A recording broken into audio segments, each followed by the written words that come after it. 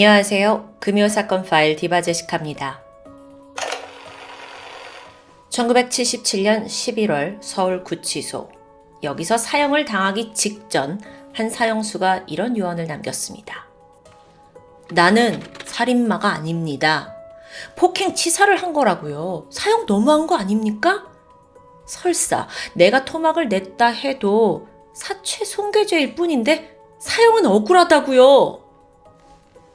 이렇게 구구절절 유언으로 자기 자식들에게 나는 살인마가 아니다 라는 사실을 남기고 떠난 한 사형수. 시간은 2년 전으로 거슬러 올라갑니다.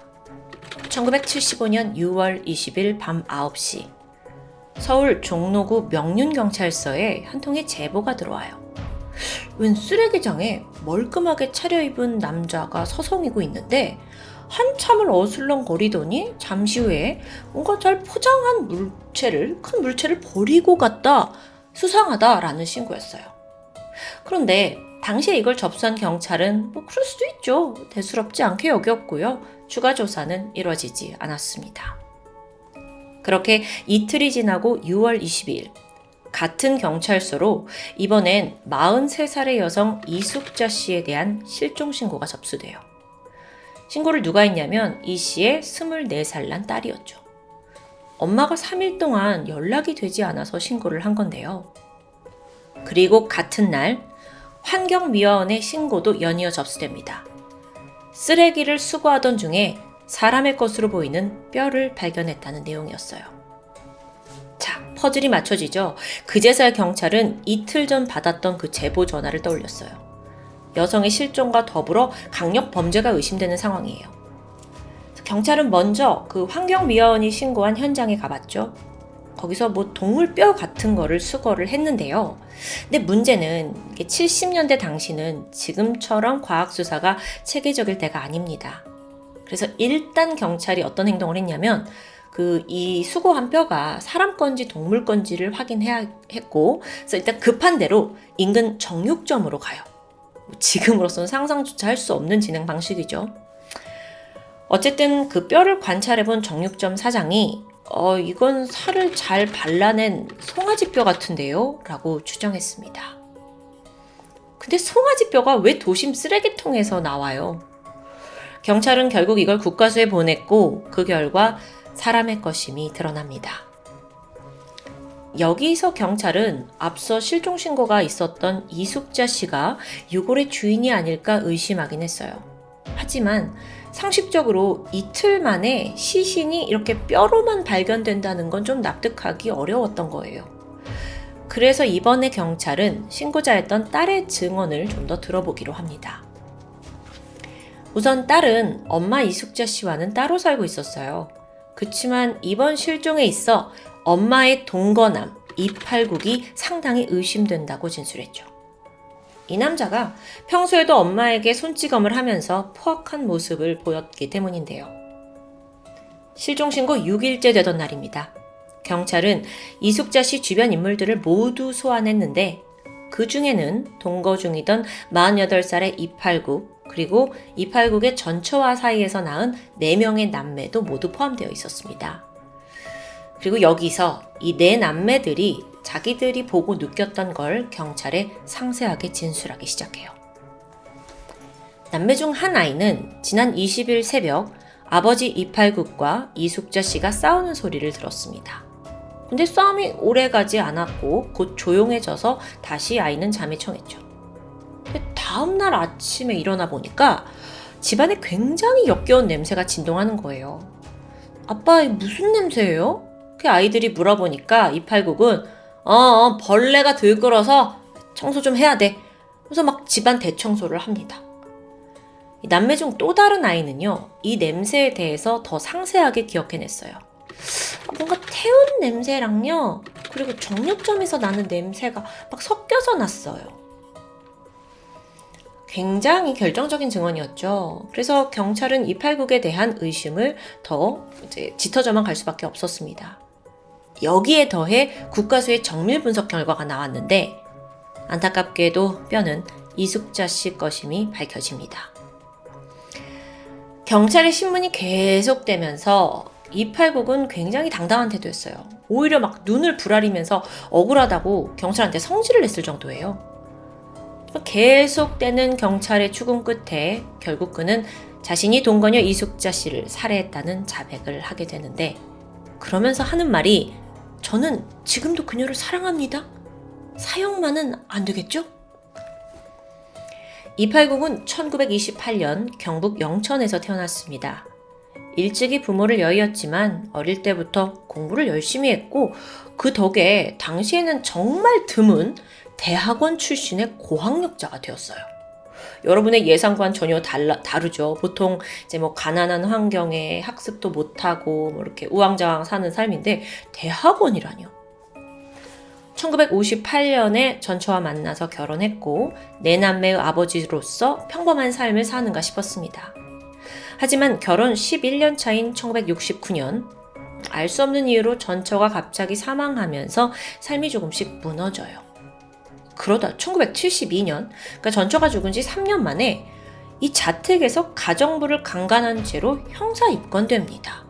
보니까 이후에도 2번이나 더 가정부에게 성범죄로 신고당한 기록이 남아있어요. 자, 뭐죠? 이 사람 삶이 좀 모르겠어요. 상세한 내용들은 다 모르지만 뭔가 예상치 못하게 흘러가죠.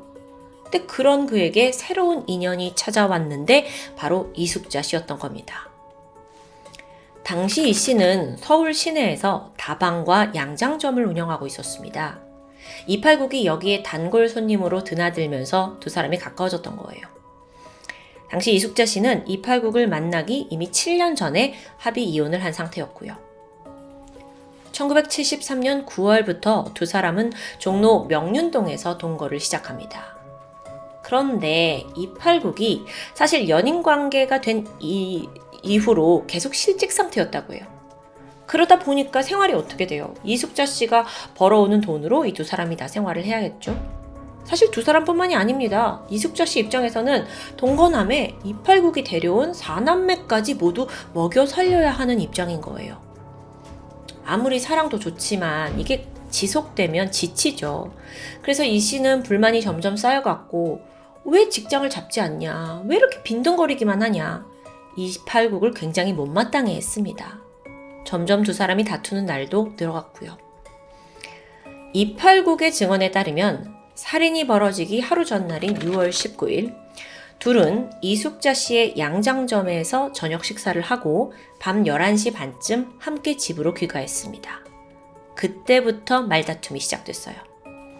사실 이숙자 씨와 이팔국은 이미 지난 6월 10일 동거 관계 이제 끝내자 하고 합의한 상태입니다. 그 종료 날짜가 19일이었고요. 둘이 왜 같이 저녁을 먹었냐? 그것도 마지막 인사를 위함이었다고 해요. 집에 돌아왔는데 이제 이숙자 씨는 우리 이제 동거 끝내기로 했으니까 본인의 짐과 폐물을 챙기기 시작했죠. 그런데 이때 이팔국이 뜬금없는 요구를 합니다.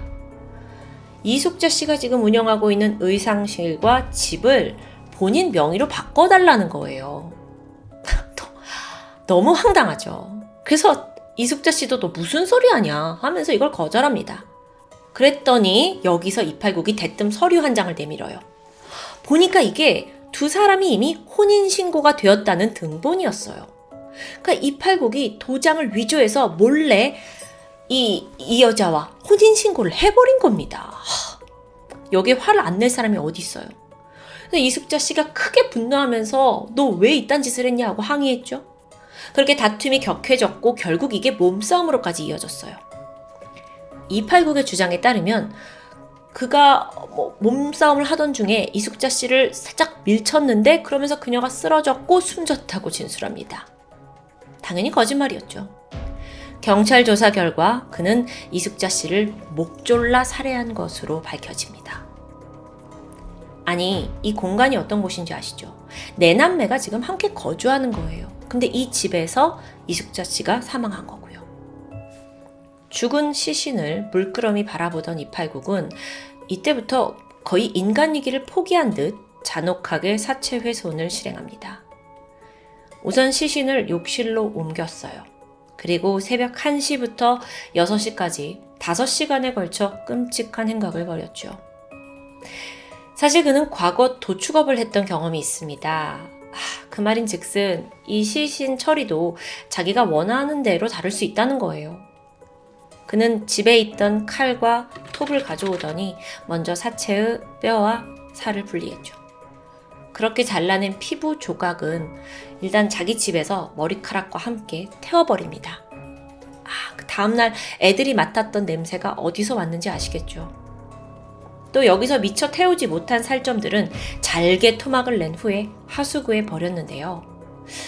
아무리 그렇다 한들 여전히 한 사람의 시신을 다 처리하기엔 많은 양이 남아 있었습니다. 이때 그가 떠올린 또 다른 엽기 방식. 항아리를 챙겨오더니 그 남아있는 살덩이와 근육을 김치와 함께 독에 넣어요. 가정집에서 이런 짓을 벌인 거예요. 그런데 이팔국에게 위기가 찾아왔어요. 이 시신을 다 처리했는데 가장 골치 아픈 부분이 바로 두개골이었죠. 이걸 어떻게 했을까요? 그는 아령을 들고 와서 이걸 일일이 다 파쇄하기 시작해요. 그리고 곱게 갈아서 가루로 만들었죠. 이후 연탄재와 섞어서 하수구에 흘려보냈습니다. 그래서 저는 그 김치톡이 너무도 엽기적이라고 생각하는데 그 김치톡으로 둔갑한 꾸러미 그걸 이제 쓰레기장 서성거린다가 잘 묶어서 내다 버린 거예요. 이런 이팔국의 자백을 접수한 경찰은 일단 증거를 찾아야 했어요. 그래서 인근의 쓰레기 매립지를 샅샅이 뒤졌죠. 하지만 성과가 없었습니다. 이미 사건 발생한 지 6일이나 지난 시점이었고 또 애초부터 시신을 워낙 자잘하게 이렇게 분해해놨기 때문에 찾기가 어려워요. 결국 경찰은 자백을 받긴 했지만 물증을 한참 동안이나 못 찾았거든요. 여기서 드는 생각이 맨 처음 누군가 쓰레기장 막 어슬렁거리다가 수상한 걸 버리는 걸 봤다라는 신고가 들어왔을 때 수사를 즉각했다면 증거 확보를 좀 더 빨리 할 수 있었겠죠. 어쨌든 추가적인 증거는 없었습니다. 범행 현장이었던 욕실 역시 먼지 한 털 없이 깨끗하게 닦아놨고요. 경찰은 여기에 있는 타일, 하수구까지 다 뜯어내면서 수색을 벌였는데 그나마 다행인 게 하수구 밑에서 작은 뼈 조각 몇 개를 찾아낼 수 있었습니다. 한편 1975년 당시는 보통 진술조서를 펜으로 받아 적던 시대였죠. 그 당시의 담당 형사는 이팔국이 어떤 범행을 저질렀는지 펜으로 한자 한자 다 받아 적었는데 이게 진술을 들으면서 너무도 자기조차 소름이 돋아서 펜을 몇 번이나 집어 던졌다는 일화가 남아 있습니다. 그러면서 훗날 이 형사님이 내 앞에 지금 악마가 앉아있다는 생각이 들어서 나조차도 다리가 떨리더라 라는 심정을 고백합니다. 그만큼 범행이 너무 역겨워요. 그런데 이런 참혹한 시신 처리 외에도 자기 자식들한테까지 거짓말 강요했어요. 이 4명의 남매에게 누가 물으면 여기 새엄마 집 나갔다고 말해 하고 입막음했고요. 이후에 아무런 양심의 가책 느끼지 않고 태연하게 평소처럼 행동했다는데요. 이팔국이 검거된 지 일주일 뒤 현장 검증이 이루어졌습니다. 이때 주민 50여 명이 몰려들었고요. 무덤덤하게 범행을 재현하는 이팔국을 보면서 다들 죽일 놈 막 하면서 치를 떨었다고 해요. 근데 그 와중에도 이팔국은 표정 하나 변함이 없어요. 목을 졸라서 살해하고 시체를 하나하나 훼손하는 과정까지 검증을 하는데 모든 걸 담담하게 재현했습니다. 재판이 열립니다. 그에게는 살인 및 사체 모독죄가 적용되면서 사형이 선고되었죠. 이게 우발적인 살인이긴 했지만 이 뒤처리가 그 당시에 사람들한테도 너무 충격일 만큼 극악무도해서 사형을 피할 수 없던 겁니다. 재판부는 판결 당시에 이건 지극히 잔인하고 야만적이며 인명을 천시하는 행위라서 용서의 여지가 없다라고 못을 박았을 정도예요. 그런데 반전이 있습니다. 여기서 이팔국의 변호인이 당당하게 감형을 주장해요. 도대체 뭘로 감형받을 수 있다는 거예요? 범행 당시에 이 이팔국이 기억을 잠깐 잊어버리는 심실 상태에 있었다는 게 근거였죠. 이거 진짜 그냥 아무나 막 들이대는 것 같아요. 심신미약을. 당연하게도 이건 받아들여지지 않았습니다. 이팔국은 항소에 상고를 거듭하면서 사형 전날까지도 재심을 청구했다고 해요. 사형만큼은 이 사람한테 절대 피하고 싶었던 거죠. 그의 처절한 노력은 물거품이 됐고요. 사건 발생 2년 반 만인 1977년 11월, 사형은 예정대로 집행됐습니다. 그는 끝까지 억울함을 호소하면서 죽음을 맞이했죠. 우리나라 70년대에 발생했다고 믿기 힘들 만큼 이 사건의 범행 자체가 굉장히 잔혹합니다. 그런데 이보다 더 충격적인 건 죽는 순간까지 이 범인이 자기 죄를 인정하지 않았다는 점이에요.